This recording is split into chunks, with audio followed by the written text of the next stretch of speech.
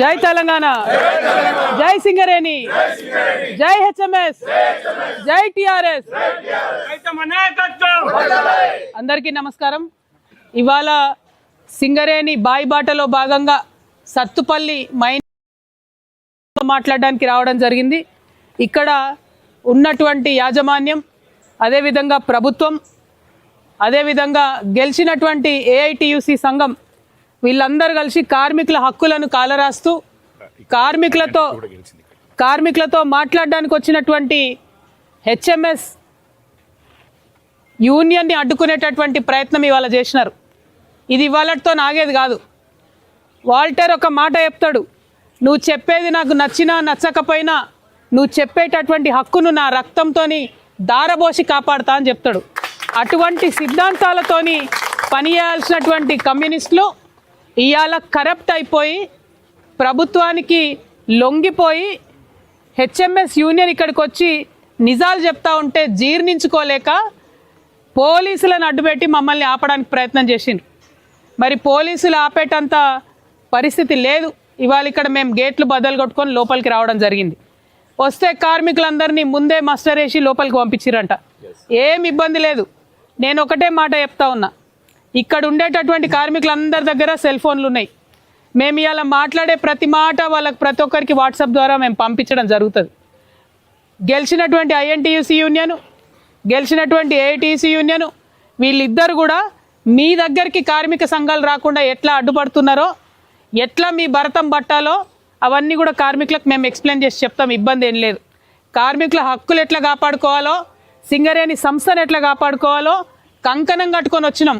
మీలాగా ప్రభుత్వానికి లొంగిపోవడానికి ఇక్కడికి రాలేదు కాబట్టి ఖచ్చితంగా నికార్సుగా కార్మికుల పక్షాన నిలబడతాం, కలబడతాం, కొట్లాడతాం, మాట్లాడతాం.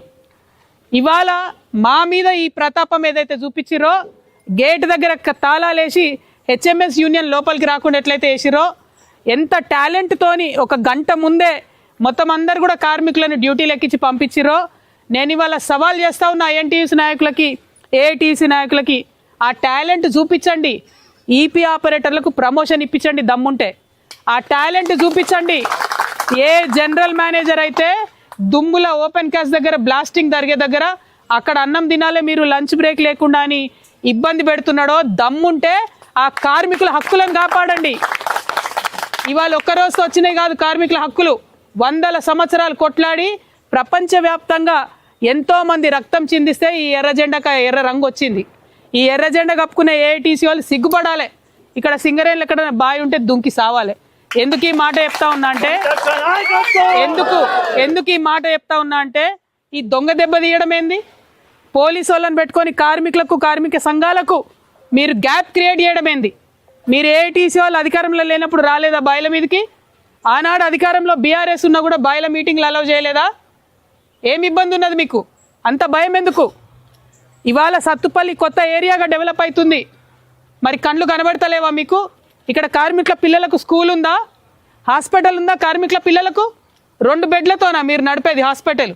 ఇన్ని 100,000 కోట్లున్న సింగరేణి సంస్థలో 2 బెడ్లతో సత్తుపల్లిలో సింగరేణి హాస్పిటల్ నడుస్తుందా? ఏడికి పోవాలి? కార్మికుడికి జబ్బు వస్తే ఎక్కడికి పోవాలి? ఇబ్బంది వస్తే పిల్లల్ని ఏ ప్రైవేట్ స్కూళ్ళలో ఏర్పించాలి? ఇక్కడ కొత్తగా మైన్లు రాబోతూ ఉన్నాయి, ఏరియా కాబోతూ ఉంది. ఒక కమ్యూనిటీ హాల్ ఉందా కార్మికులకు?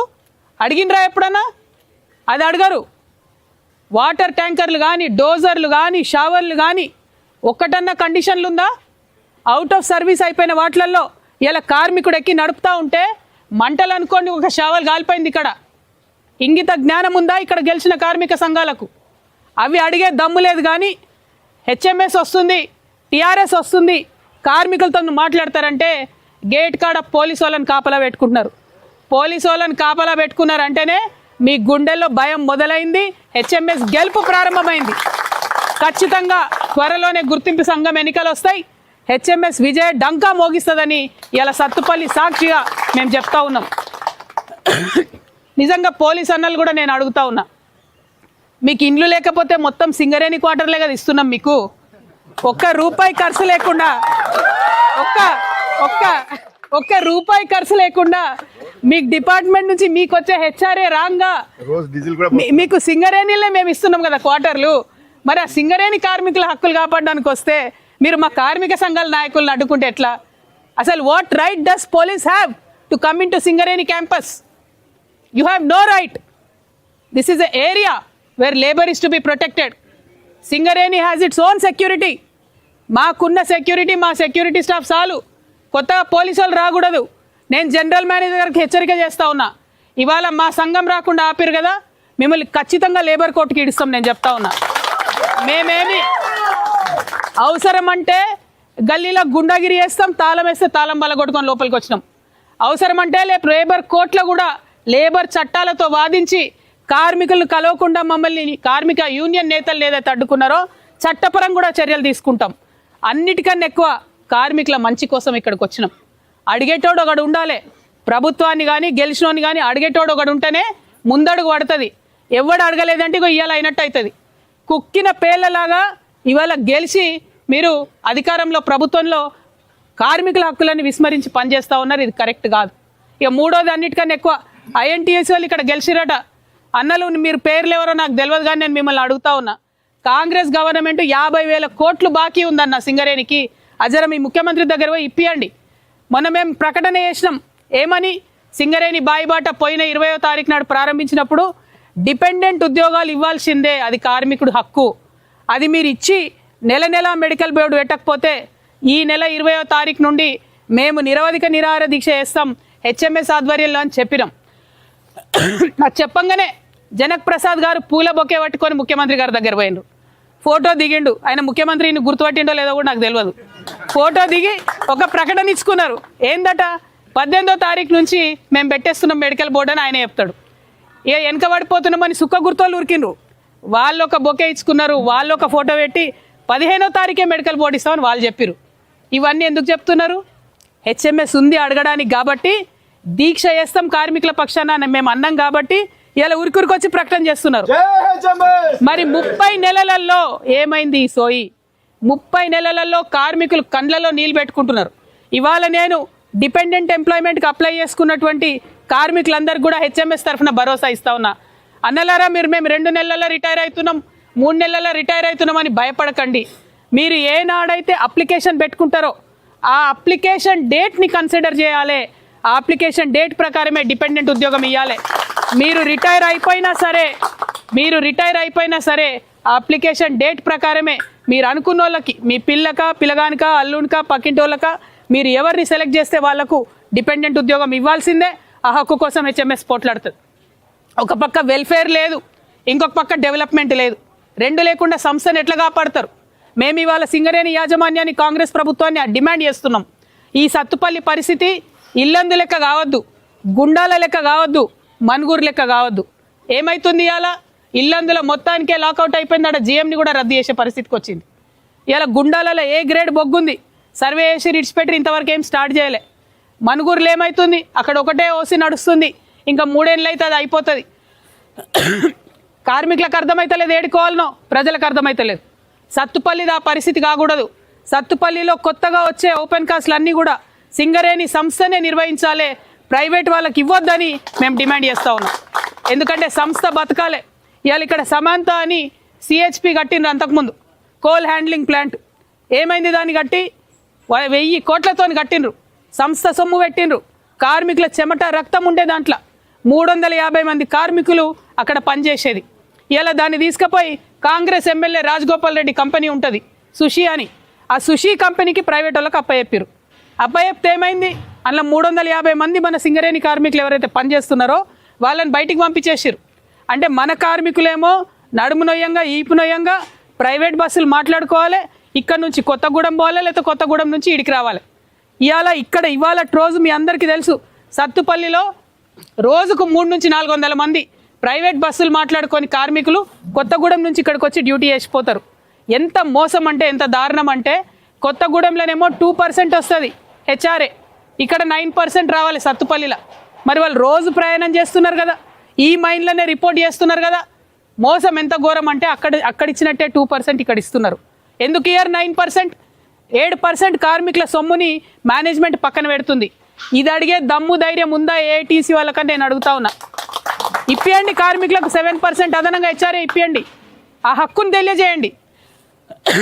హెచ్ఆర్ఏలు ఇప్పారు, డిపెండెంట్ ఉద్యోగాలు ఇప్పారు, అలియాస్ నేమ్ల గురించి మాట్లాడరు, పిల్లల స్కూళ్ళ గురించి మాట్లాడరు, హాస్పిటల్స్ గురించి మాట్లాడరు. ఇవాళ ప్రైవేట్ హాస్పిటల్కి తీసుకుపోతున్నారు. అడిగి పోయినాక ఏం చేస్తున్నారు?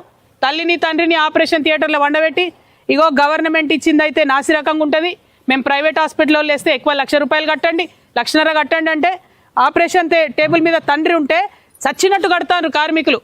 ఎంత ఘోరం అంటే కార్మికులు ఇగో మీ జీతంలోకి వెళ్ళి తీసుకోవాలి నాని. ఇవాళ ఏటీసీ ఐఎన్టీసీ చేసిన ఘనతకు డైరెక్ట్గా జీతంలోకి వెళ్ళి కోసేస్తున్నారు. అడిగేటోళ్ళు ఉండరా? ఎందుకు అడుగుతలేరు? ఇవన్నీ అడగకుండా అడగడానికి వచ్చిన మమ్మల్ని ఆపడం ఏంది? మమ్మల్ని ఆపితే మీకేమొస్తుంది? ఇవాళ రేపు ఎడ్డి గుడ్డి కాలం కాదు. మమ్మల్ని ఆపినా సరే ప్రతి సెల్ ఫోన్లకు దూరుతాం మేము, ప్రతి మెసేజ్కి పోతాం మేము, మా కార్మికుల దగ్గర పోయి వాళ్ళ హక్కుల్ని కాపాడుకుంటాం. పోలీస్ మిత్రులకు నేను ఒకటే చెప్తా ఉన్నా, మీకు మాకు ఏం లొల్లి లేదు. సింగరేణికి పోలీసు వాళ్ళకి దగ్గర చుట్టవరికం ఉన్నది. మీకు అన్ని ఫ్రీ క్వార్టర్లు ఇస్తున్నాం, రెవెన్యూ డిపార్ట్మెంట్ వాళ్ళకి ఇస్తున్నాం, అందరికి ఇస్తున్నాం.